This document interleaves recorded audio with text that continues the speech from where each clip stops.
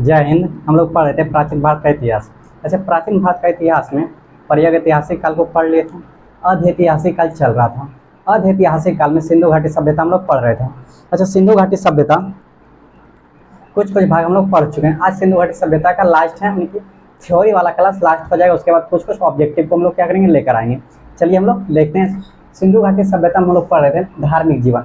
अच्छा, ये धार्मिक जीवन यानी कि जो सिंधु घाटी सभ्यता के लोग थे, यानी कि जो सिंधु घाटी वासी लोग थे, उनका धार्मिक जीवन था। धार्मिक जीवन क्या था, यानी कि वो किन किन देवताओं पर विश्वास करते थे, किन किन देवताओं पर विश्वास नहीं करते थे, किन की पूजा करते थे, किन की पूजा नहीं करते थे, वो किस पर निर्भर थे, चलिए जानते हैं। अच्छा, धार्मिक जीवन जो है इनका, ये हम लोग देख रहे हैं सिंधु घाटी सभ्यता में जो धार्मिक जीवन है, धार्मिक जीवन में लौकिक सभ्यता पर धर्म वर्चस्व नहीं था। अच्छा, ये लौकिक सभ्यता मतलब जो धर्म होता है वो दो प्रकार का होता है, यानी कि लौकिक सभ्यता होता है, एक अलौकिक होता है। तो लौकिक जो हो गया, लौकिक का मतलब होता है कि मतलब लौकिक एक होता है, अलौकिक होता है। लौकिक का मतलब होता है कि लौकिक का मतलब होता है कि जो दिखता है, जिस पर विश्वास है, जो दिखता है उसी पर विश्वास करना, उसी को हम लोग क्या बोलेंगे, लौकिक सभ्यता।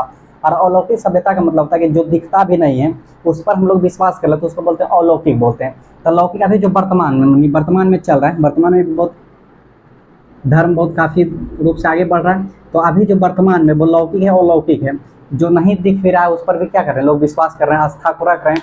लेकिन सिंधु घाटी सभ्यता जो था, यानी कि उस समय जो दिखता था, जो होता था, उसी पर वो क्या करते थे, विश्वास करते थे, तो उसी को बोलते हैं लौकिक। तो वो लौकिक सभ्यता पर धर्म वर्चस्वशील नहीं था।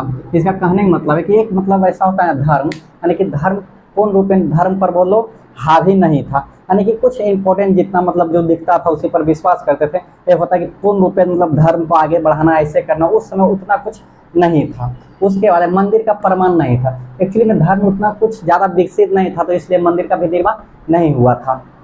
उसके बाद मातृ देवी का पूजा का, अच्छा उस समय मातृ देवी का पूजा होता था। मातृ देवी का पूजा का मतलब होता है यानी कि एक पितृशक्ति भी होता है, मातृशक्ति होता है। तो मातृ देवी का मतलब महिलाओं की ज़्यादा मतलब पूजा होता है। जैसे उर्वरता देवी हो गया, पृथ्वी की देवी जिसे बोलते हैं, यानी कि एक स्त्री से गर्भ से क्या होता था, पेड़ पौधा निकल रहा था, तो उसको हम लोग बोलेंगे पृथ्वी की देवी भी बोल सकते हैं। तो मातृ देवी का प्रमाण मोहनजोदड़ो से मिला था। और उर्वरता की देवी जिसको हम लोग क्या बोलेंगे, पृथ्वी की देवी भी बोलते हैं, यानी कि इसको पृथ्वी की देवी भी बोल सकते हैं। तो पृथ्वी की देवी किसको बोलते हैं, उर्वरता की देवी। इनका प्रमाण जो मिला था हम लोग को हड़प्पा से मिला था।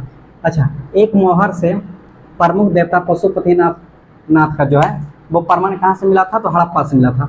ये पशुपति का प्रमाण जो है, नहीं पशुपति का मतलब था उस समय का सबसे प्रिय देवता था। सबसे प्रिय देवता कौन था, पशुपति। यानी कि एक इंसान का 3 गो सिर था और उसके आगे पीछे कई सारे पशु थे, उन्हीं को पशुपति कहा गया। तो उनका प्रमाण कहाँ से मिला था, तो हड़प्पा से मिला था। तो ये 2 क्वेश्चन यहाँ से क्या होता है, बन सकता है। जैसे सिंधु घाटी सभ्यता के प्रमुख देवता कौन थे, तो प्रमुख देवता क्या हो जाएगा मेरा, पशुपतिनाथ हो जाएगा। और इनका प्रमाण कहाँ से मिला था, तो हड़प्पा से मिला था। सिंपल याद रखिएगा, यहाँ से 2 क्वेश्चन बनेगा। उसके बाद अगर देखा जाए तो छोटा छोटा बहुत काफ़ी दिख था, जैसे नाग पूजा भी था, लिंग योनि पूजा था, स्वास्तिक चिन्ह आदि का भी प्रमाण सिंधु घाटी सभ्यता में मिला था। उसके बाद अग्निकुंड का प्रमाण मिला था। अग्निकुंड का मतलब होता है कि जैसे अग्निकुंड यानी कि हवन उवन के रूप में अग्निकुंड का भी क्या होता था, उसमें पूजा होता था। अग्निकुंड का पूजा भी होता है, तो उसमें भी अग्निकुंड का पूजा होता था। उसके बाद सबसे यहाँ से इम्पोर्टेंट है कि अग्निकुंड का जो पूजा होता था, इनका प्रमाण कहाँ से मिला था, तो 2 जगह से मिला था। एक लोथरा, दूसरा क्या है, कालीबंगा। उसके बाद वृक्ष एवं पशु का भी प्रमाण मिला था। अच्छा, वृक्ष एवं पशु का भी प्रमाण, वृक्ष एवं पशु का पूजा का भी प्रमाण मिला था। पूजा का भी क्या हुआ था, प्रमाण मिला था। तो वृक्ष मतलब जैसे अभी भी होता है, वृक्ष का पूजा बरगद हो गया, नीम हो गया, या तो और अनेक प्रकार के वृक्ष होते हैं जिनकी क्या होती है, पूजा होती है। अलग अलग स्टेट में जिस तरह जो सब वृक्ष क्या होता है, यानी कि ज़्यादा फेमस था उनका पूजा होता है। तो उस समय वृक्ष का भी पूजा होता था, पशु का भी पूजा। अच्छा, पशु का पूजा का मतलब जैसे अभी होता है गौ पूजा होता है, उसी प्रकार से कुछ पशु का भी पूजा होता था, उनका भी प्रमाण मिला था। अच्छा, देन सबसे इम्पोर्टेंट जो बात है, इतना विशाल सभ्यता जो था, इतना मतलब विकसित सभ्यता जो था, हड़प्पा सभ्यता, सिंधु घाटी सभ्यता जिसे कहते हैं, वो सभ्यता का फिर मतलब पतन कैसे हुआ था। तो चलिए जानते हैं हम लोग कि वो सभ्यता जो था उतना विकसित सभ्यता था। जिस समय खुदाई हो रहा था उसमें लगभग 13 लाख किलोमीटर वर्ग स्क्वायर के क्षेत्र में ये सभ्यता मिला था। अभी लगभग 20,000 वर्ग किलोमीटर है। तो सिंधु घाटी सभ्यता का जो पतन हुआ था, पतन का मतलब नष्ट, वो कैसे हुआ था? तो अलग अलग इतिहासकारों ने अलग अलग मत दिए थे, यानी कि अलग अलग इतिहासकार सर्च किए थे कि किस प्रकार से इतना विकसित सभ्यता और इतना बड़ा सभ्यता का अंत कैसे हो गया। जिस तरह अभी इतना बड़ा मतलब इतना हैवी सा अभी जो है, जो वर्तमान में भी चल रहा है हम लोग का, ये सभ्यता कोई कारण से नष्ट हो जाएगा तो उसके बाद कुछ हजारों वर्षों साल के बाद कोई और सभ्यता आएगा, उसके बाद तो पता लगा सकता है ना कि ये सभ्यता जो था इतना विकसित था, जैसे मार्कर जान रहे हैं, बोर्ड जान रहे हैं, ऑनलाइन डिजिटल जमाना हो गया, कि ऐसा अंत कैसे हो गया। तो उसी प्रकार से वो जो सभ्यता था सिंधु घाटी सभ्यता का, उसका अंत कैसे हुआ था, तो अलग अलग इतिहासकार ने अलग अलग मत दिए थे। जैसे मैक एंड जॉन मार्शल ने, सर जॉन मार्शल ने बोले थे बाढ़ से वो क्या हुआ, सभ्यता नष्ट हो गया था, यानी कि बाढ़ आए थे और पानी के कारण से वो सभ्यता का पतन हुआ था। उसके बाद दूसरा जो है चाइल्ड एवं व्हीलर ने बताए थे कि विदेशी आक्रमण। अच्छा देखिए, विदेशी आक्रमण इन्होंने बताए थे कि विदेशी आक्रमण से ये सभ्यता का क्या हुआ, अंत हुआ।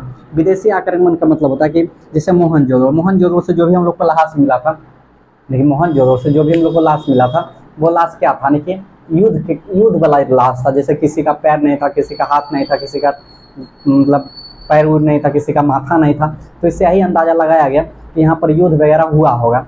तो चाइल्ड एवं व्हीलर ने बताया कि विदेशी आक्रमण के कारण से सभ्यता का अंत हुआ था, क्योंकि विदेशी आक्रमण के जो आक्रमणकारी होते हैं उस तरह का हमको क्या हुआ था, लाश मिला था कहाँ से, सिंधु घाटी थी मोहनजोदड़ो से। अच्छा, मोहनजोदड़ो से जो मिला था, जैसे मोहनजोदड़ो का मतलब क्या होता है, मृतकों का टीला होता है। अब मृतकों का टीला का मतलब अगर कोई भी इंसान को एक जगह दफनाया जाएगा तो उसका क्या होगा, सारा का सारा बॉडी सुरक्षित मिलेगा। अगर थोड़ा सा बिखर भी जाएगा तो कुछ दूरी पर उसका पैर भी मिल जाएगा, कुछ दूरी पर उसका सर मिल जाएगा, कुछ दूरी पर क्या मतलब थोड़ा सा एरिया के अंतर्गत टोटल का टोटल चीज़ हमको मिल जाएगा।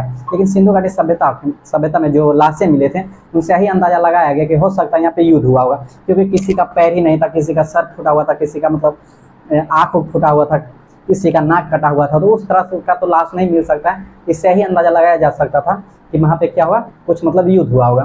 तो चाइल्ड एवं व्हीलर का कहना था कि विदेशी आक्रमण हुआ।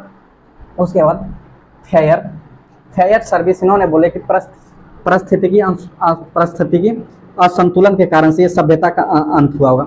जैसे परिस्थितिकी असंतुलन का मतलब होता है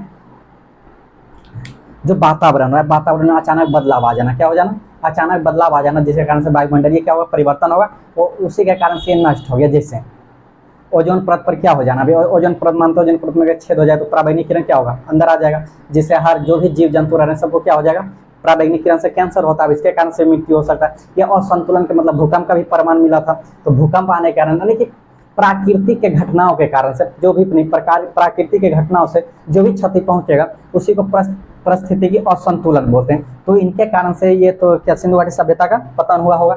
लेकिन अगर तीनों चारों को और अलग अलग इतिहासकारों ने अलग अलग मत दिए थे, लेकिन इतना में देखा जाए सबसे ज़्यादा जो मत मिला था वो मिला था मैक एंड जॉन मार्शल का। ये बाढ़ से ये सभ्यता का क्या होता, अंत हुआ था। तो अधिकतर क्वेश्चन भी यहाँ से आते हैं कि सिंधु घाटी सभ्यता का अंत कैसे हुआ था।